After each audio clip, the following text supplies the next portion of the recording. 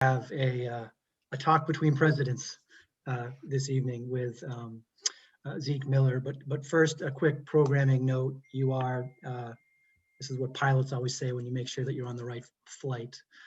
This is a conversation with SPJ New England and Zeke Miller, the president of the White House Correspondents Association. And before we get underway, I just want to give a quick shout out to Dig Boston, who is letting us use their Zoom. Thanks, Dig Boston, for all you do. And let's get right to it.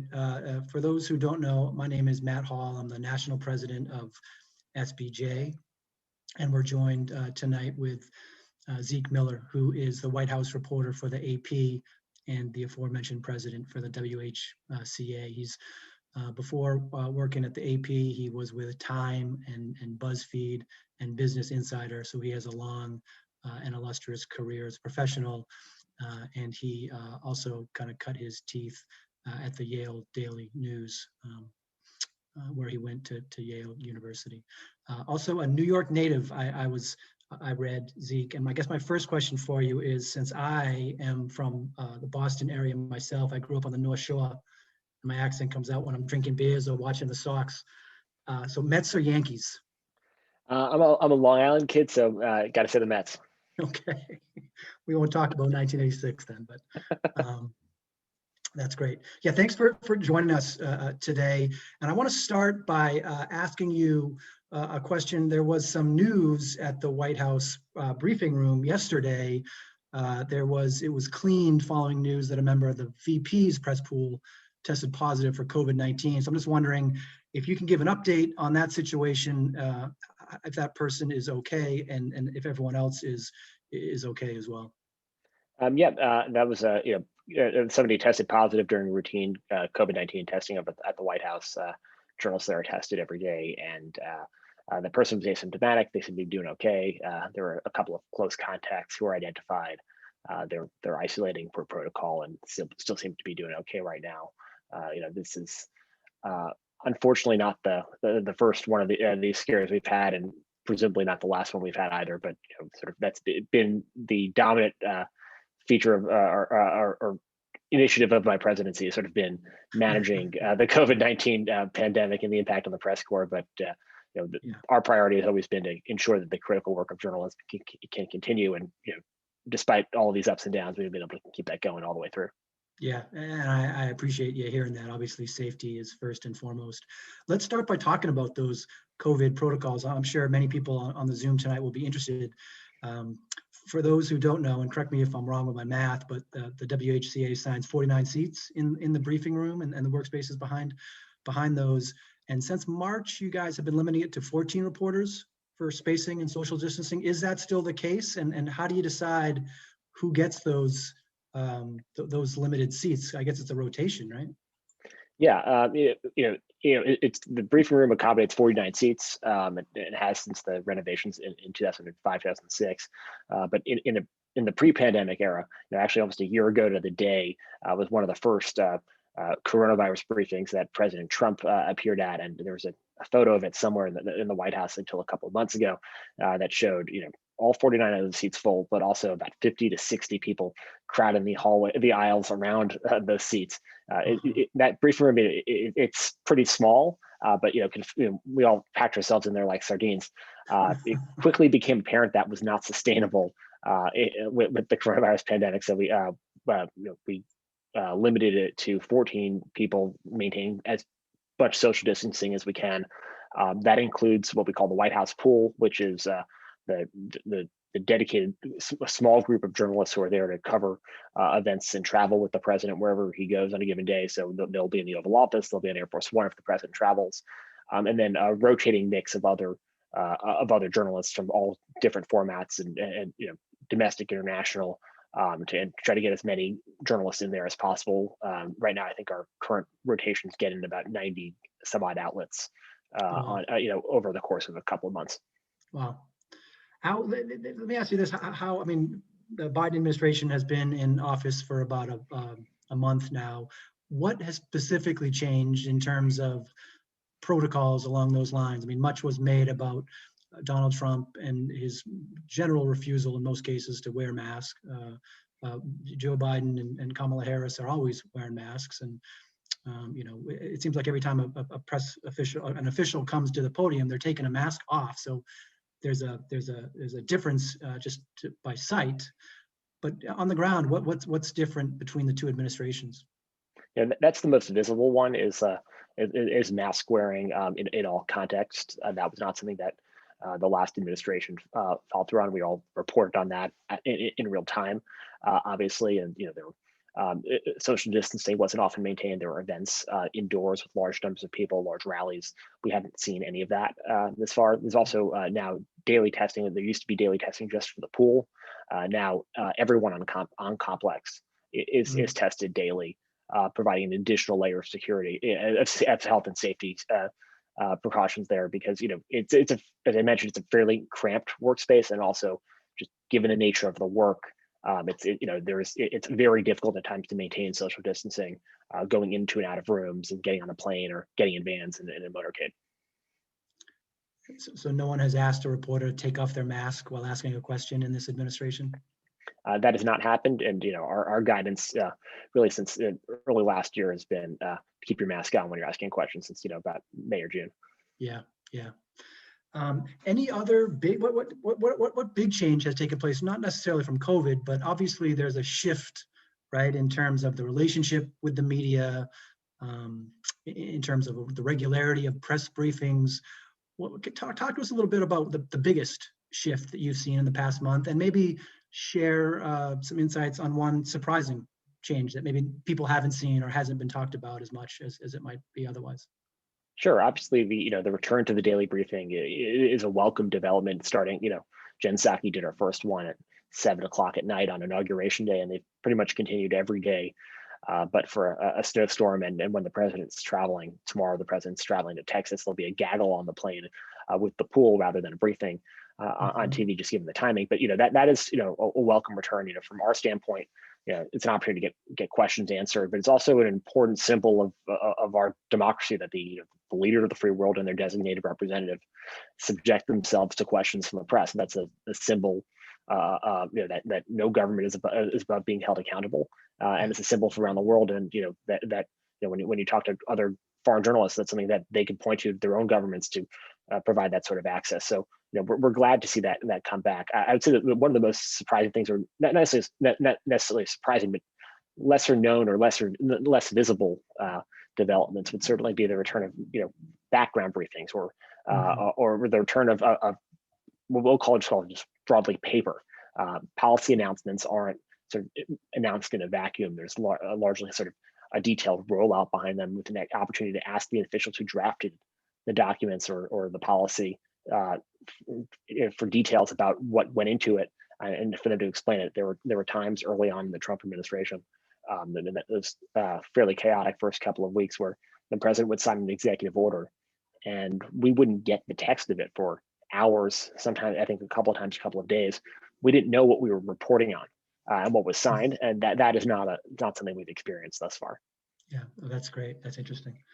I should have said this at the outset, but if you have questions for Zeke, drop them in the chat, and I'll get to them as we continue with our conversation.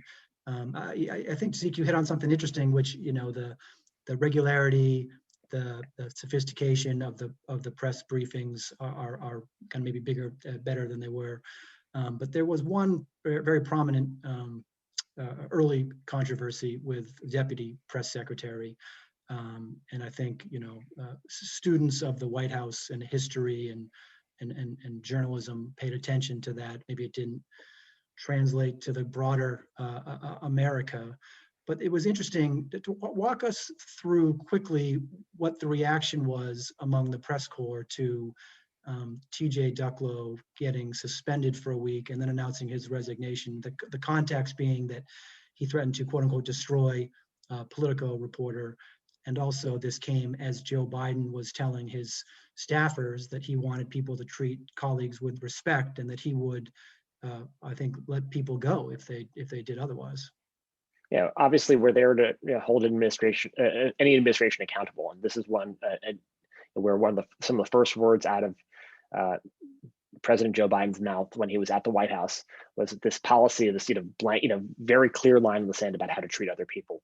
And so when that personnel decision was announced, there was an effort, on the part of journalist Caitlin Collins from CNN, was sort of the first one to ask that question. Then a number of journalists jumped in and sort of, pressing the White House why they, made it a suspension rather than living up to the president's policy. And then, a couple of days later, a day or so later, that became a departure. I think, it's one of those, that's an example of accountability journalism, working. There was a marker set up. And then the White House didn't live up to it by its own admission, and then did after questioning and scrutiny from the press corps. I think broadly from the standpoint of the press, it was a challenging circumstance, and that we've all worked with that with that press staffer on the campaign in the early days of the White House. But it's one of those things where that sort of rhetoric, that sort of language is counterproductive, and that's not in any circumstance. And I think that was what was reflected in the reporting. Yeah, that accountability is the right prism, I think, to look at that story. And so I was appreciative of it generally. Let me ask you about the tone and the disrespect. I mean, so many people were kind of ready to relinquish the press briefings in general because they got so combative.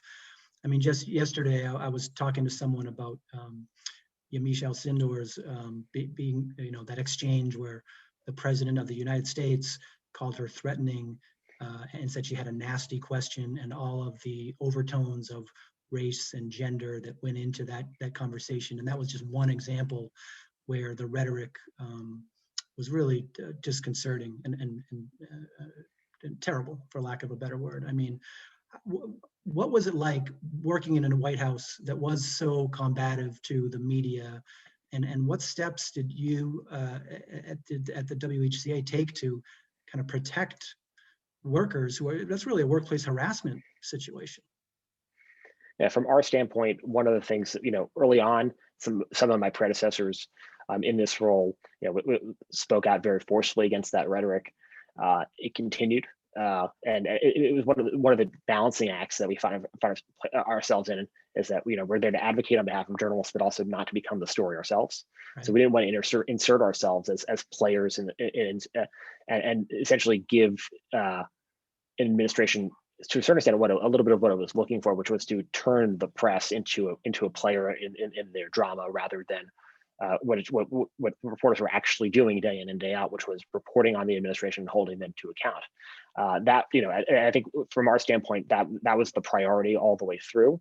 And then more broadly, when faced with behavior that you can call it unprofessional, broadly, is to respond to it with by being more professional, by doing better work. And I think despite the rhetoric, and potentially because of it, you saw some of the best journalism reporting on the White House ever over the last 4 years. And I think that's in a way, the circumstances were obviously not ideal, but also that journalism also should be celebrated. Yeah, well said. Well said. Thanks for saying that. Let me ask you about the questions about whether there's a utility to press briefings, and obviously when they're about theater rather than policy, it becomes more of a farce. But talk to us about the usefulness of these, and if there really is a place in modern journalism for this kind of essentially group reporting. Yeah, two important points. One is that I'm not going to defend every exchange ever that happens in the briefing. There are certainly more than enough occasions where I think a lot of the reporters in that room would either like to take a question back, or wish I would have phrased that differently, or they're rolling their eyes, or that's human nature. But I think but more broadly, I think the existence of the briefing is still an important exercise. As I discussed before, I think it's a symbol of the administration holding itself accountable to the American people. It's an example for the world in terms of the role of a press corps in a well-functioning, democratic republic. And also, it's one of those. Another important note there also is that it's 1 hour or 45 minutes, or 1.5 hours, depending on who the press secretary is and how many questions there are. But roughly 45 minutes a day in a journalist's job that is 10 hours or longer. It is not the final work product. It's an important symbol. It's an opportunity to get a lot news on the record, but also it's not it's not the stories that are appearing on nightly news or in newspapers the next morning or on websites even 5 minutes later. It's those exchanges will inform them, but they're not the final work product. And one other bit is also just in the nature of those exchanges. Sometimes the questions that aren't answered or how they're not answered end up being just as newsworthy or maybe more newsworthy than the answers that are delivered. So part of it, while there are elements of it that may be somewhat performative at times, they do end up revealing bits of information about an administration, how it's thinking, and how open it is, and how transparent it is, how it's living up to its commitment to be transparent. Yeah, that's great. Important distinction to draw. I think that while this is what Americans see, it's a small percentage of the daily work of a White House correspondent. But because it is on camera, let me ask you about that. I mean, many of us do our jobs behind the camera, but in very real ways, White House correspondents are on camera. How does that change how you ask a question? You mentioned there's a performative aspect, and I don't want to leave observers with the impression that it's always the administration or the government official that is on the wrong end of criticism. I mean, sometimes the journalists go too far, like you said. We want to pull a question back, or the way that we asked it, the tone of it.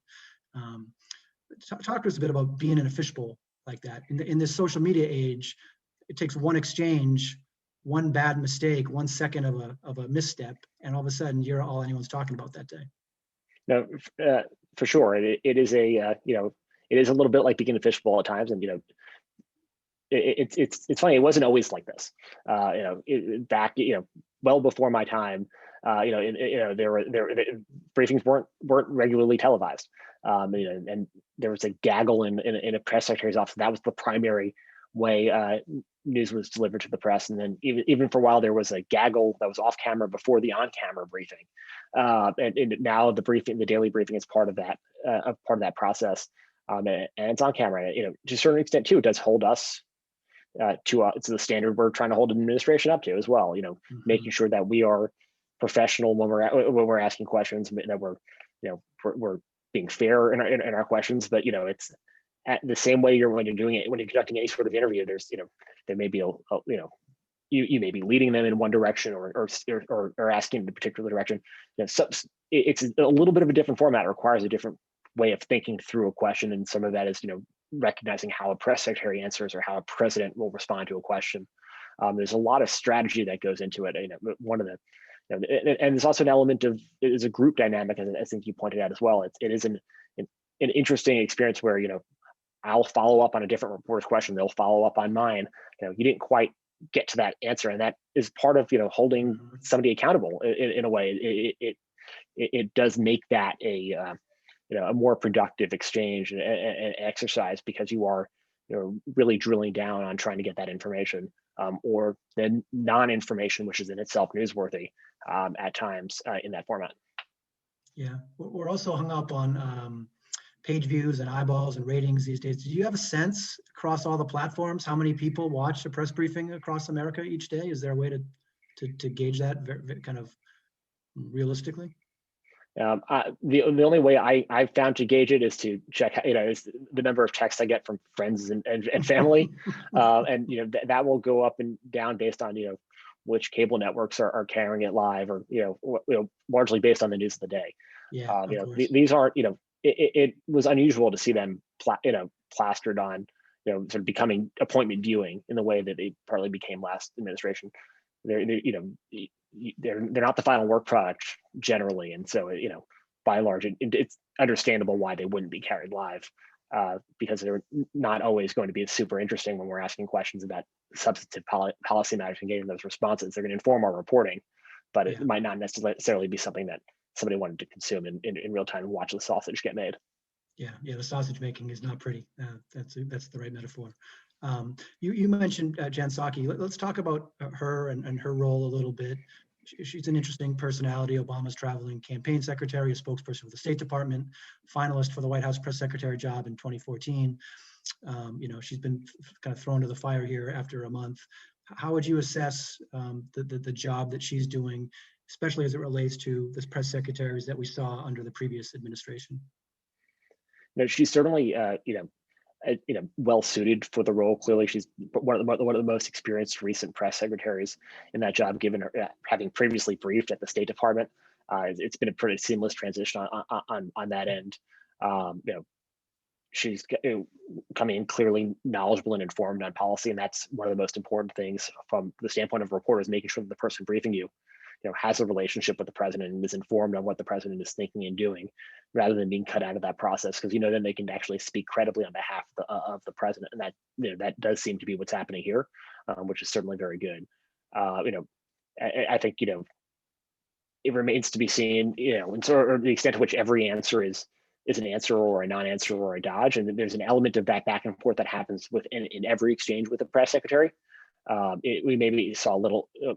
I think we're that said, we're getting a lot more substantive information, from Jen Psaki on a lot of whether it be domestic policy issues, foreign policy issues.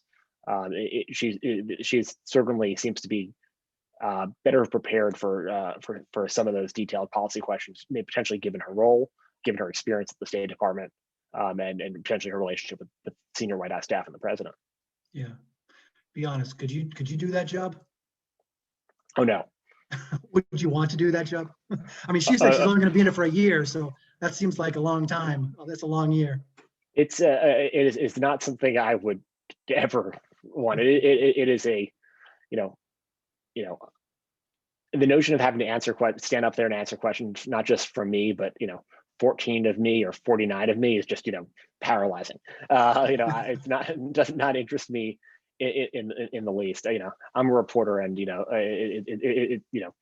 I love a lot of reporters, and there are a lot of ones that we all get tired of them sometimes, and it's having to deal with us professionally day in and day out, I'm sure can get exhausting. Well said. Well said.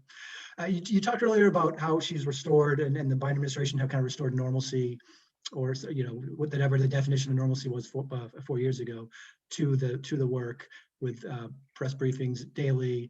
And I saw a report on CNN that said she's also put in some other traditional norms, like calling on AP first. So is that true? Does she call on you first, and why is that the norm? It's not necessarily me, or it's the AP reporter in the chair. That's something that came about. I think it's 2009, 2010, when Helen Thomas, the former longtime UPI correspondent, when she retired from the Daily Beat, it became the AP that was given the first question, or the senior wire was given the first question. The thinking there being that it would, they're going to sort of get they have the broadest reach. They're going to ask, the most on topic news of the day questions, and sort of almost clear the decks on some of that, so that specialists can ask, if they have particular, a foreign policy question that's maybe not on the news of the day, they wouldn't ask that, or that if somebody else has a follow-up question that they would like to get to, they can ask that question afterwards. But it sort of sets the it sets the table for the rest of the briefing, so to speak, where you sort of establish this is the news of the day. We've dispensed with some of it, but now ask the follow-up, or let's move on to other things. That's really interesting. That like you said, this goes to the senior wire reporter. In some ways, does that tie your hands? But obviously, the big story of the day is the big story of the day. It's what everyone's talking about. Everyone wants information on. But if you are interested in something else, do you feel like you need to ask the question of the day, or do you feel like you do have a little more leeway? Like, does it tie your hands or no? I haven't experienced that. Either there's the second round of questions we often find yourself into, that you can sort of come back in with something that maybe isn't quite lead off the briefing worthy, or just asking the question after the briefing or before the briefing in a different format. It's some of what we're trying to do in a briefing like that. If there is to say this is a recent event, there's winter weather in the central United States, and what is the administration doing about it? Asking the question, that's an important question that the public needs to know. And so like that is one of those sort of would be a classic AP lead up question. Now, I may have something else that's also somewhat on the news of the day, but we're trying to get that critical information out there. Yeah. It goes right to our news judgment. Yeah, that's interesting. One of the more interesting stories that I saw in recent weeks was The Hill did a piece on a Matt Visor tweet saying that 20 minutes into a White House briefing, 8 reporters have asked questions and all were women. Pretty impressive, he said. mean, that really is. Talk to us a little bit about the gender kind of breakdown of the White House press corps. Is it mostly men, mostly women? Is it pretty equitable? And how have you seen your membership maybe at WHCA change over the years?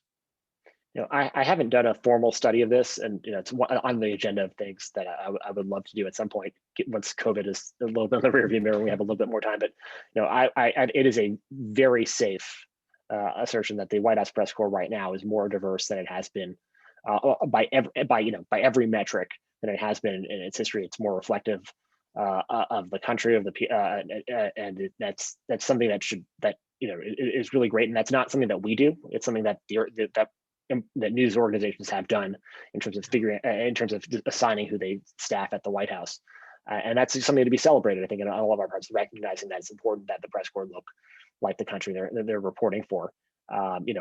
It is that when that day where Matt tweeted that, it was kind of surprising because how it came up that way. A lot of those seats are randomly assigned, or their rotation set up, so there's an element of randomness, and then within multiple news organizations, there are a number of people on teams. For it to come up just like that is, I think, reflective of the newfound diversity in the White House press corps that hopefully we'll be seeing a lot more of. That's a really good point. I mean, and here we are, two white guys having this conversation. At SPJ, I'm proud to say that in an organization that used to be known as a bunch of old white guys, I'm the only old white guy on our 9-member board, and I'm not that old. So I think that's important what you said about diversifying not just the stories that we tell, but our newsrooms and our teams. Have you noticed a change in questions as that diversification has really taken place? I think there have been certainly some changes, but it's hard to sort of put my finger on one or another. I think for our organization as well, which has a very challenging past when it comes to the way historically the Correspondents Association was not a welcoming place for people of color, for women early on, and that now that it's changed, I think it's something that we would like to celebrate more and talk about more all the way through. And it's I think it's going to show up in questions if it hasn't already in a lot of different ways.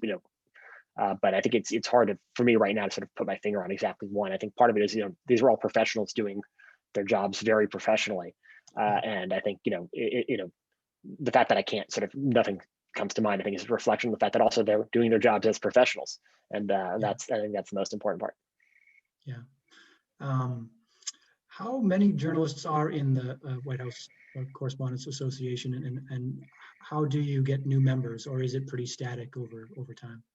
It really changes all the time. I actually kind of expected with this transition that maybe we'd see fewer members and people interested in covering the White House. In fact, our membership has grown. It's about 100. It's about 400 and some odd members right now, but that includes multiple member teams. It probably is about 120 outlets represented, domestic, foreign, of all different formats.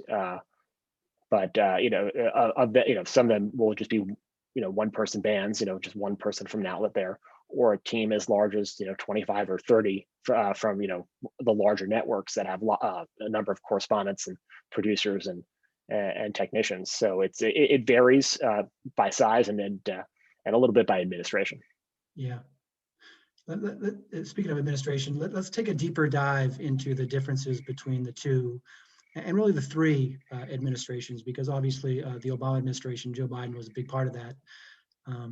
A lot of people have criticized Trump for his attacks on the media, his verbal attacks on the media. But people sometimes forget that Obama promised to lead the most transparent administration in history and fell short of that, shall we say.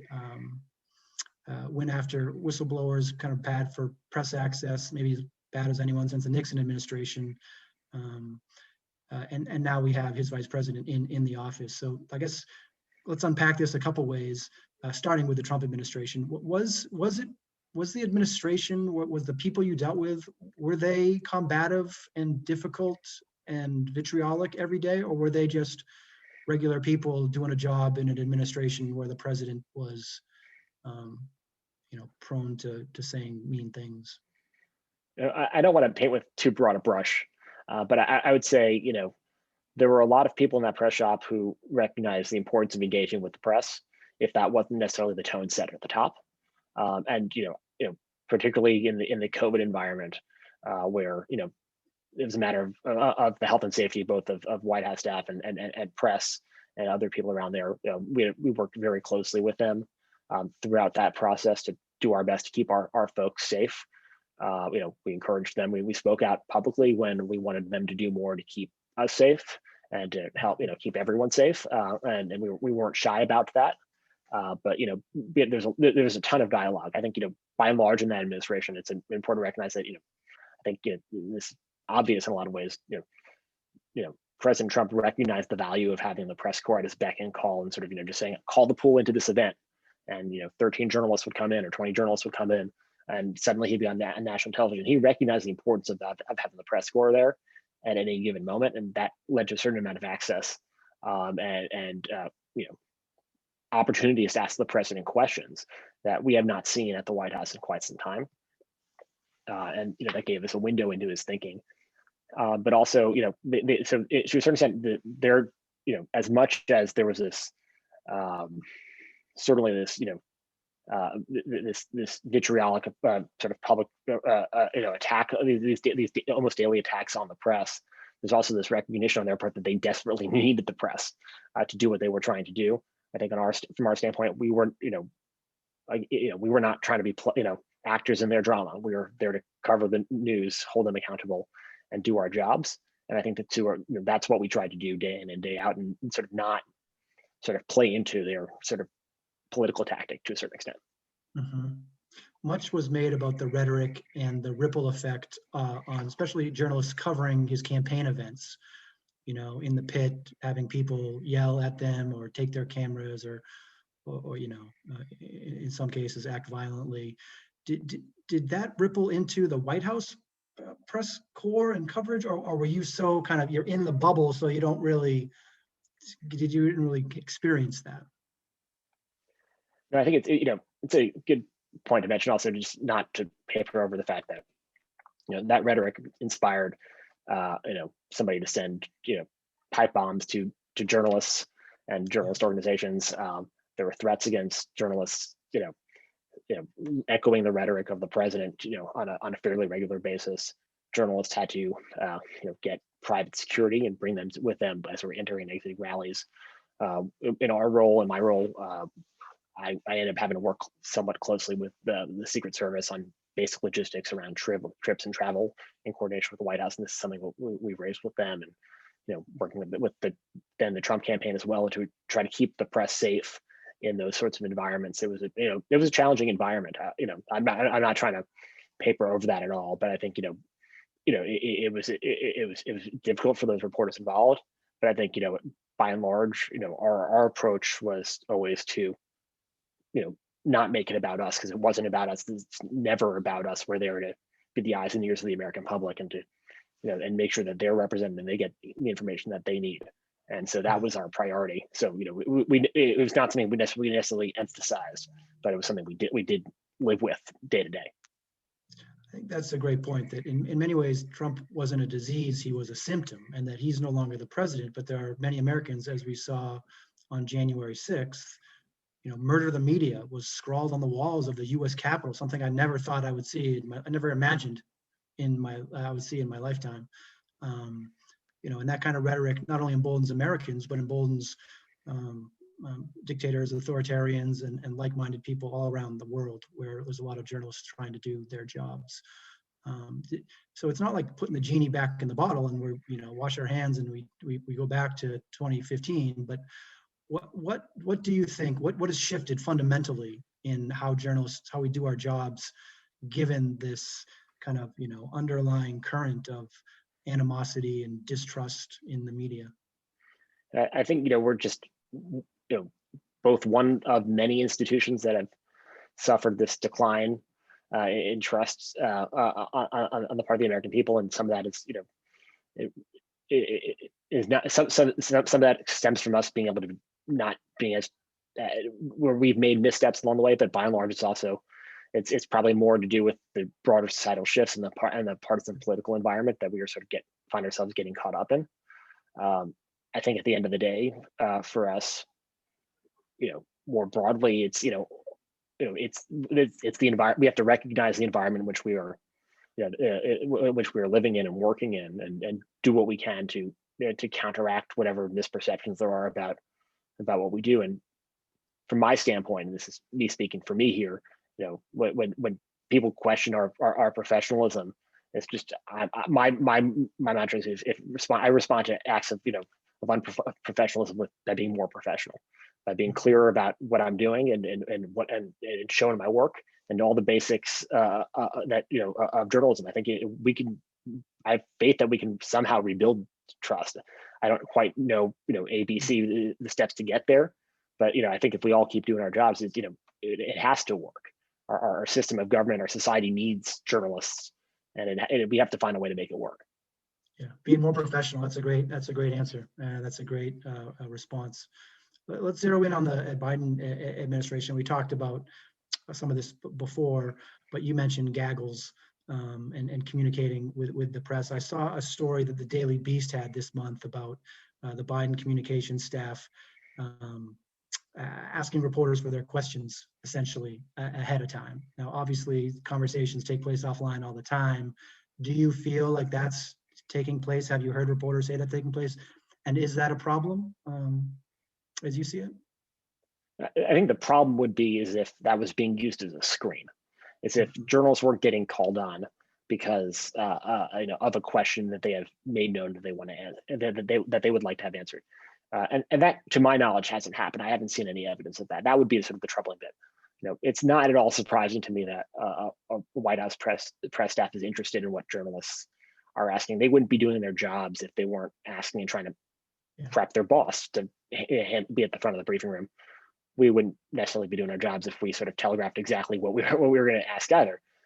That said, there's that middle ground in the center. If there's a particular topic you're interested in and you want to make sure you actually get the answer for something, I have a question about Burma today, and that's not to say you're saying what the question is, but that just means that you might get a policy answer. That's a judgment call that journalists make, day in and day out when we talk to sources of all sorts and all stripes. And this just happens to be on television, but it's how much at the end of the day, the final work product is what my reader reads or what somebody watches on television, and I want to make sure that they have as much information that they need to get there. So I'm going to do whatever I can to get within my power to get them there and get them that information. So if it's if it's something that requires a frank exchange with the press secretary, I'm certainly not going to say, I'm trying to hold them to account. I'm not going to telegraph them so they can come up with a scripted answer. But if I'm looking for, what is the U.S. policy on this specific provision of something or other, it might behoove me in that situation, theoretically, sort of say, make sure you're prepped on this particular topic, or at least know what it is. Because, I'm not trying to stump anyone. I want to get information for readers. Yeah. That's a great distinction and some nuance there that doesn't necessarily fit in a tweet. You know what I mean? I do think that it's a complicated issue. You explained it very well. But what does fit on a tweet is, let me read this one to you. This is from Politico's Tara Palmieri, who wrote, "If Psaki doesn't like your question, she doesn't call on you." That got retweeted 1,500 times and liked 5,500 times. And some people pushed back on that. But do you want to wade into those waters? Is that the case? You mentioned earlier some of the calculus involved in asking questions and getting them answered.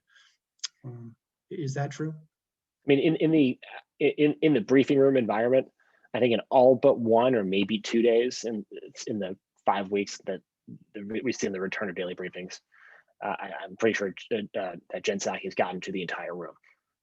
So it's not like she's picking around. In a weird way, in the COVID environment where we've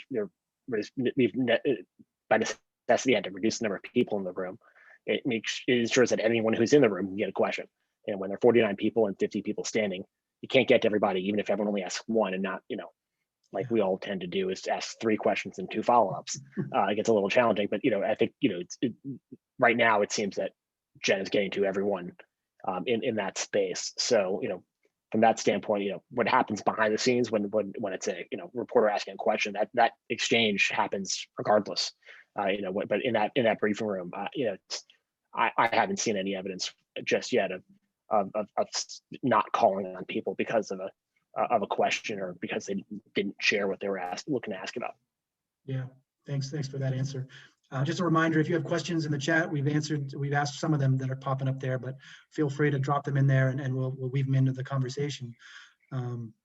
Earlier we talked about who's in the White House Correspondents Association. Let me ask you a question about who's out. OAN correspondents banned from the White House briefing room, famously a first for you guys and for an organization, because a reporter violated social distancing protocols. What's the status now? Is OAN still banned from the briefing room? Can they reapply for a seat? And how would you consider that decision? And so generally, the Correspondents Association doesn't control who walks into the briefing room. That access control at the White House is in the domain of the Secret Service and the White House press office. We, by tradition, have assigned the seats. When the pandemic came about, one of the things we had to do, we had to stop people from standing in the aisles. We had to essentially shrink down the number of seats that we had, and also all the people standing in the aisles into the available 14 seats. So we created these rotations, of which that outlet was a member of one rotation, but then continued to show up outside of their turn, putting themselves and others at risk. We were pretty vocal about this. The important thing here was the health and safety of every one of our members. We wanted to make sure that the work of the pool, holding, being the eyes and ears of the American public, that that their work continue. And when I referenced that picture before of the 120 some odd people in the briefing room beginning of the pandemic, I look at that now with a little bit of dread, because it's scary to see that. It's a little scary to see that, but also if that had happened, if we hadn't taken those steps, or if there had been a COVID scare that day, that would have been 100 and some odd journalists who were quarantining for 2 weeks. At a certain point, then there aren't the numbers to sustain that. And from our standpoint, where we have the pool set up, they're traveling with the president, they're with the president where they are every day, maintaining the integrity of that, and that they can continue doing their jobs was paramount. And that required that sort of action. It wasn't permanent. It was a particular response that the association took in order to deter future action by others, but also in recognition of the fact that was putting themselves and others at greater risk at a time of a public health emergency. If they were to reapply for a seat or workspace, that's something that the association would certainly consider. That's we consider all applications from everyone all the time, and we make that determination as appropriate. But we're just not at that stage right now.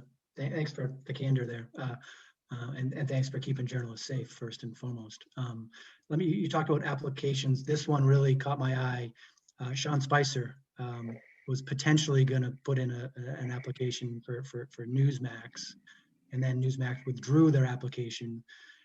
Would you have accepted his application? Do you accept everyone's application, or where do you draw a line? And would you have in this case? But generally speaking, where do you draw a line between who can be a member and who you might think is a bridge too far? Yeah, I'll just speak generally rather than discussing this particular case. We have we have rules for membership. Some of them are set out in our bylaws in terms of what are the basic eligibility of membership. Your outlet has to be credentialed by the Capitol Hill galleries, and this galleries is part of that process, and go through the finances of the organization, make sure they're, for lack of a better term, legit. Your primary journalistic assignment has to be coverage of the White House, and those are two of the big ones. And those are the standards that we apply for every single application. We apply them uniformly and fairly, and I think we would have applied that standard with that application had it not been withdrawn. Mm-hmm. First Dancing with the Stars, and then the White House Correspondents Association. Life goals. A question from the chat, and an important one. Any sense of when Biden will take the podium, and is that going to happen with regularity, or should we expect not to see him, which is troubling? I think it's one of the things we're certainly looking forward to seeing soon.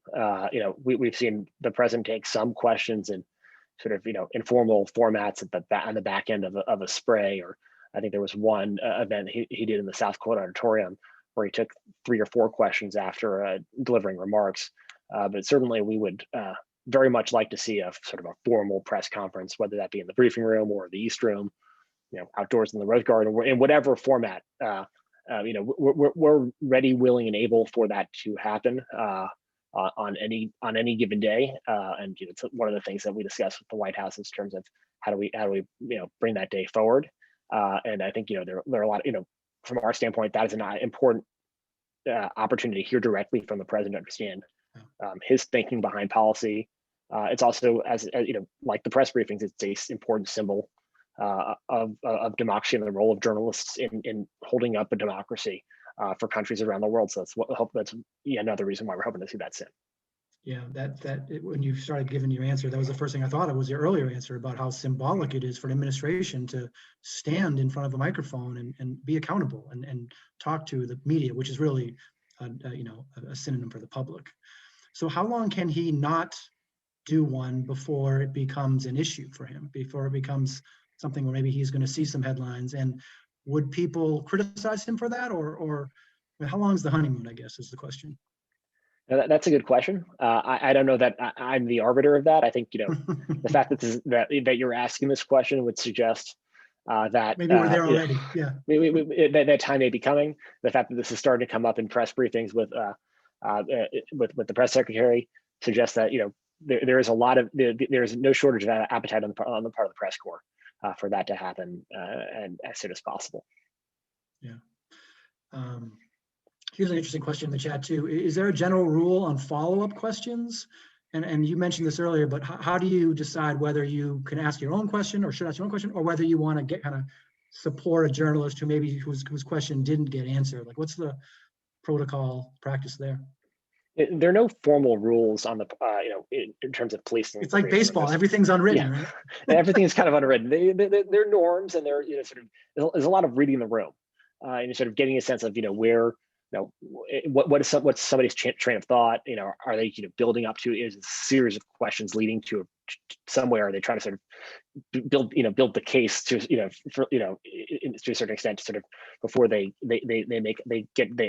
have one final question that sort of drives home a point or puts the administration in a particular bind, whatever it may be. So you sort of want to read the room a little bit, see where things are. I know from my standpoint, I might open up, start off with 1 or 2, with 2 or maybe 3 questions, depending on the day. It depends on what the news is. Like, how many topics do we have? If we're all sort of asking about the same topic, and I want to go a different direction, or you'll read the room a little bit differently.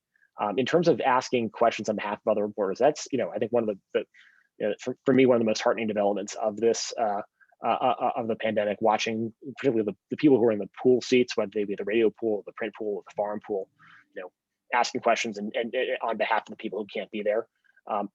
Obviously some of these questions, there'll be a lot of overlap between maybe the question that somebody else has and the question that reporter may already have, but giving credit to those reporters is very nice to see. The format for that is basically those reporters reach out directly to the print pooler that day, or the radio pooler, or the forum pooler that day, and share their question with them and say, if you have a chance, can you please ask this question on my behalf? And that's how it's sort of it's a little ad hoc, but that's sort of how it happens. And it's it's an opportunity for as many different perspectives and questions, and maybe potentially some that might not get asked in the room to get asked, even when we all can't be there.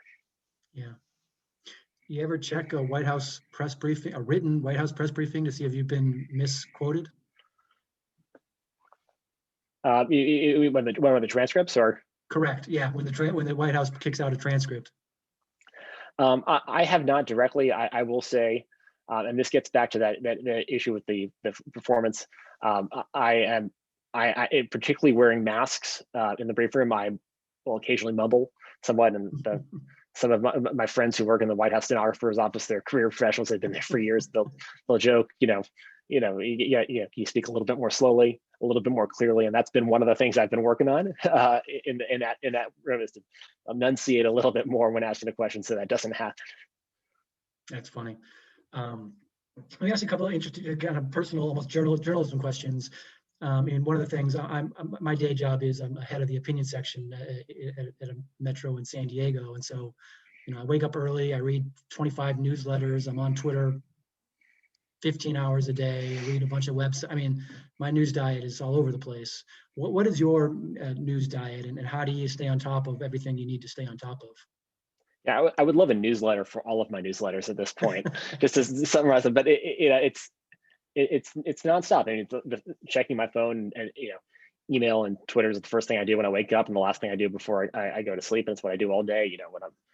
When I'm on the phone with sources, when I'm in the briefing room, it's constantly just consuming what's on the wire, and working for the AP.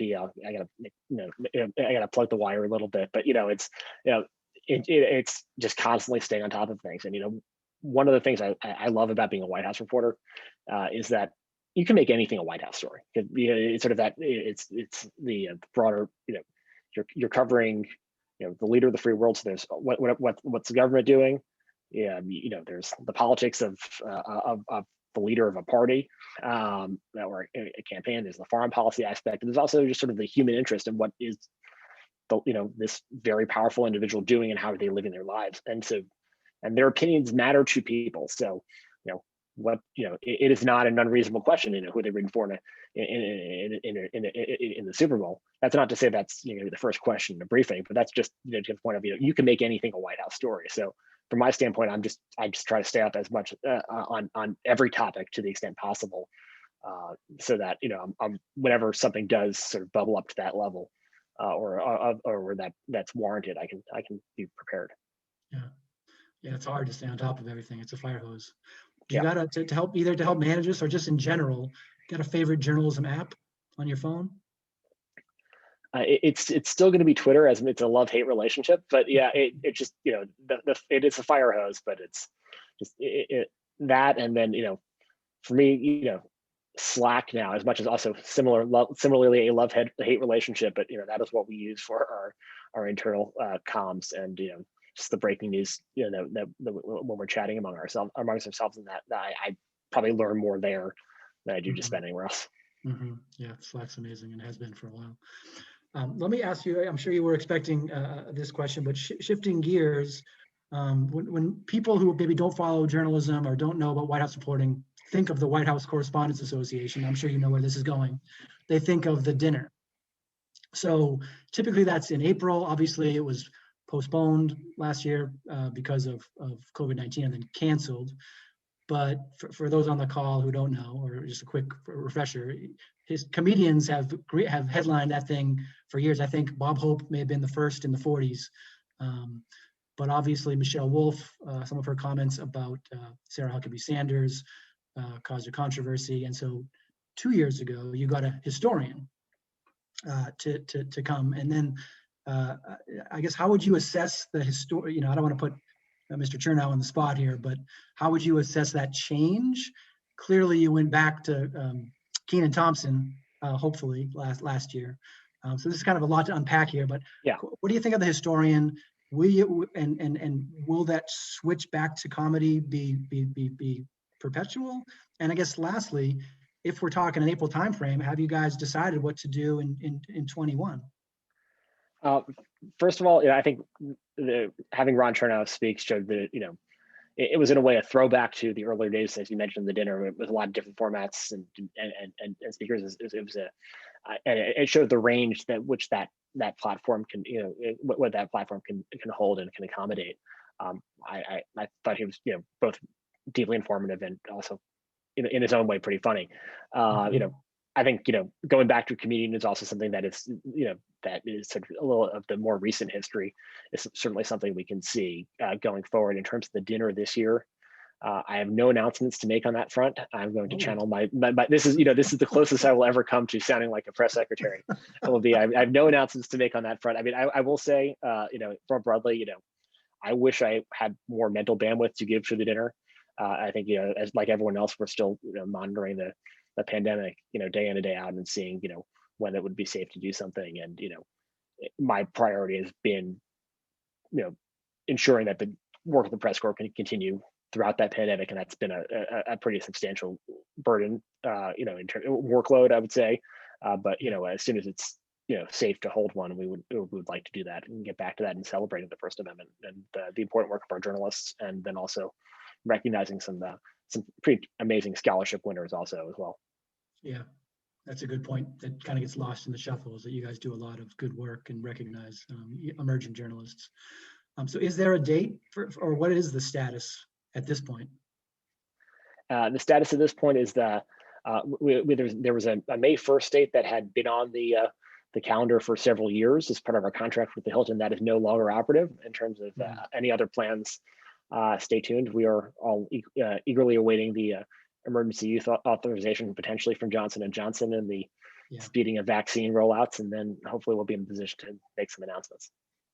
Yeah, that might be a game changer, the single shot. I mean, we're all paying attention to that story, which we haven't even got into because I'm trying to have questions about the administration and kind of your day job, but that we could have spent an hour talking about that.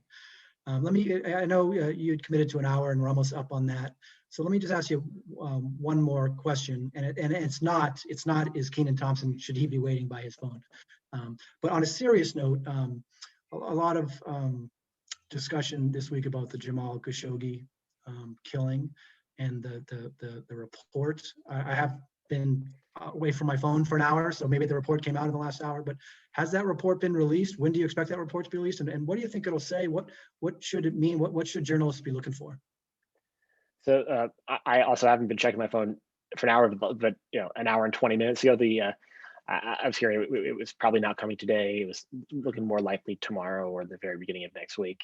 I think this is one of those moments where we sort of all know what it's going to say.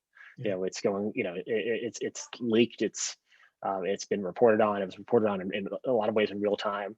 But that reading the findings, from the intelligence committee, sort of, in ink will hopefully make it hit home in terms of the what was done to Jamal Khashoggi, but also the role of the Saudi government in making that happen, and also.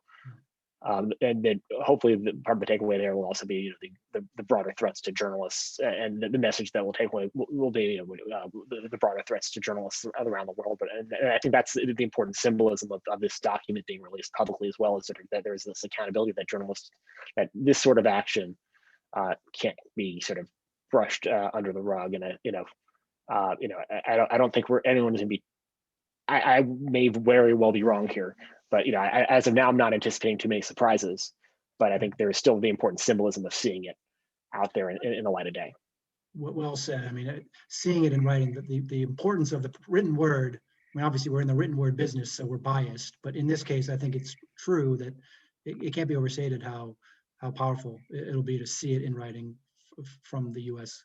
government. And it's interesting that this is all unfolding at the same time that Daniel Pearl is back in the news, because the person convicted of his killing is going to get released from prison. So a lot to pay attention to, and it all goes back to the rhetoric that is out there. And it's been something. It's been a year this last week. In closing, let me just throw the mic to you. Is there anything you want to throw out there or say or add to the conversation? I've really enjoyed the conversation and your insights. This has been great.